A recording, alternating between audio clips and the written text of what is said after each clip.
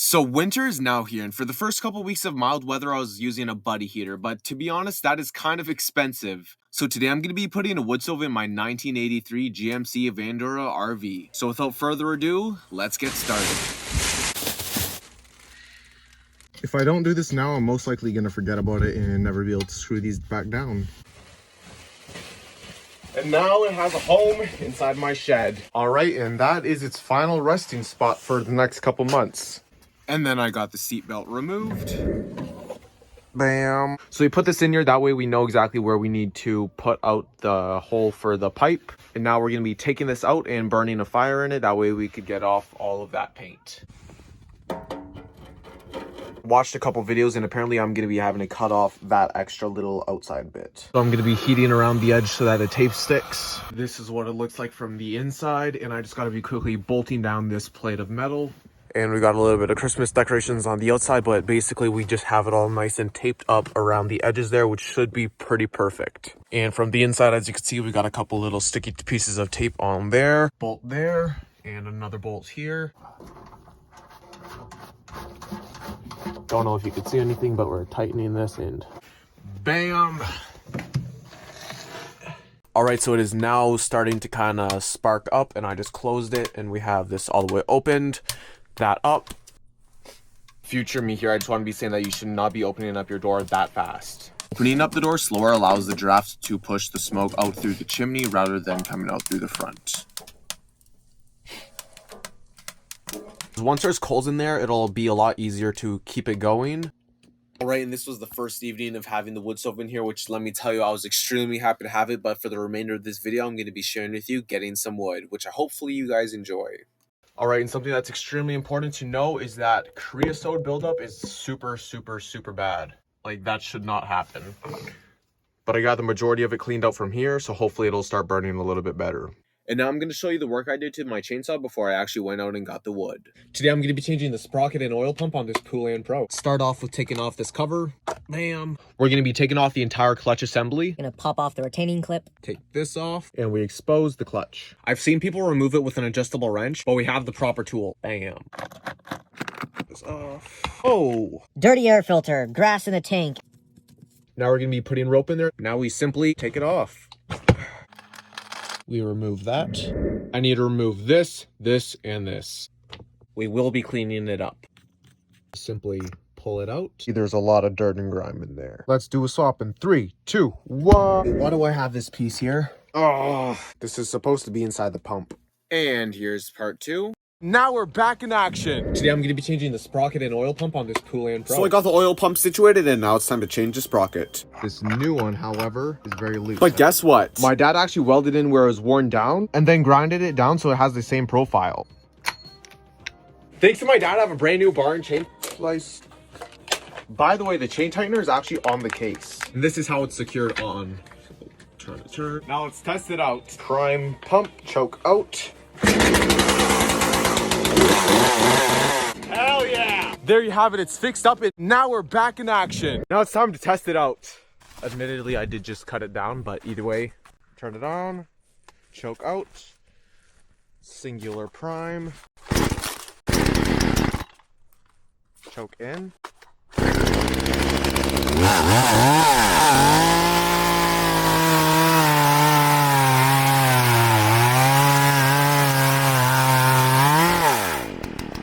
Yo, that's freaking so easy.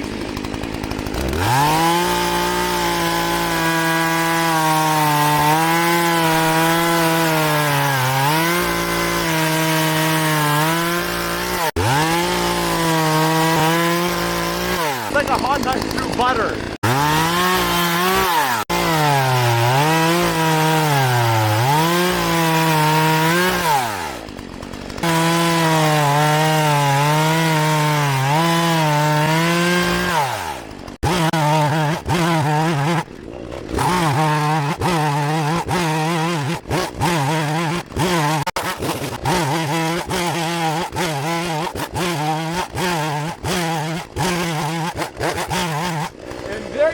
That's my first length of tree cut.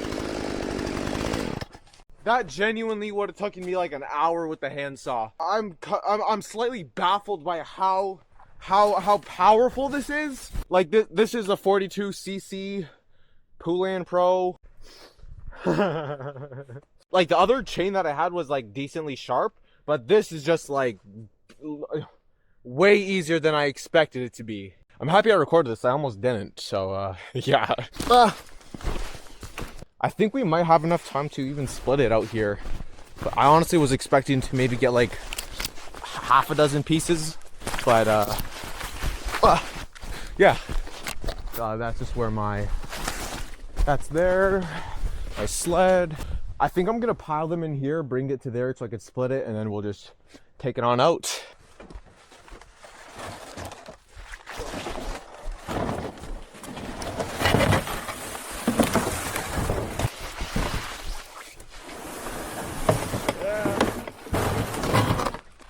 We only have 7 minutes of storage left though.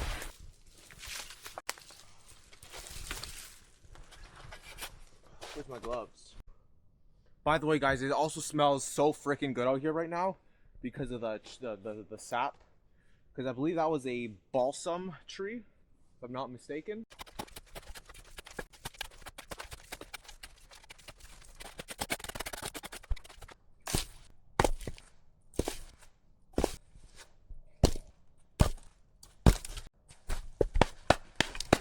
Also, hopefully I'm gonna have this video posted in 2 days. And I'll edit it tonight. Yeah, the inside's actually not that, like, it's not rotten yet. Although in one more season it definitely would have been. Potentially, I don't know, we'll see. We'll see how it burns. For real though, this tiny chopping block is not the ideal situation.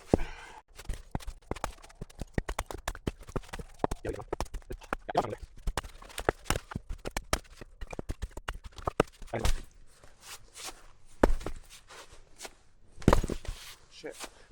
Yeah, all the top is pretty much just,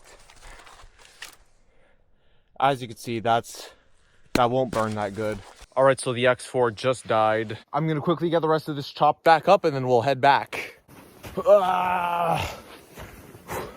Slightly a little bit difficult because there's like well over knee height of snow.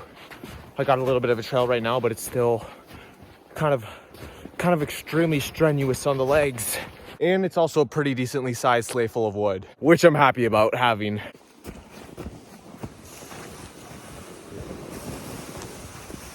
And you know, because it's December, we gotta have a little bit of festivity going on outside.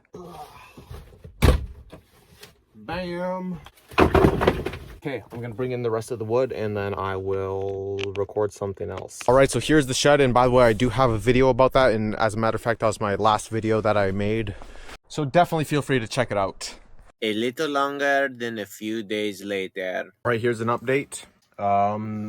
This is back filled with creosote again, and I'm not sure if it's exactly because of the pipe in the right angle right there, so close to the actual wood stove, but it might just be because of the way I'm burning it. Although it's been continually burning nice and strong and hot. But I'm going to be taking care of this, but I'm not going to be filming it because it's going to be slightly frustrating. This should not be building up inside. A few hours later. It is back to being installed and it should be clear. I still need to put back on the metal insulation stuff. But I'm gonna do that in a couple minutes. So for now, the wood stove is back in action and it's nice and warm in here. It's 22 degrees in here, 42% humidity, no smoke, no gas. But I think that's gonna be wrapping up this video because I'm gonna be posting this tomorrow. Just for proof, that's the time and date right now. Now I gotta be wrapping up this video, so thank you guys so much. I could not have done this without my dad's help, so major shout out to him. So if you guys want to show a little bit of love, please hit that like button, subscribe, share this video, and watch all my other content if it's something that interests you. And if you want to go a step further,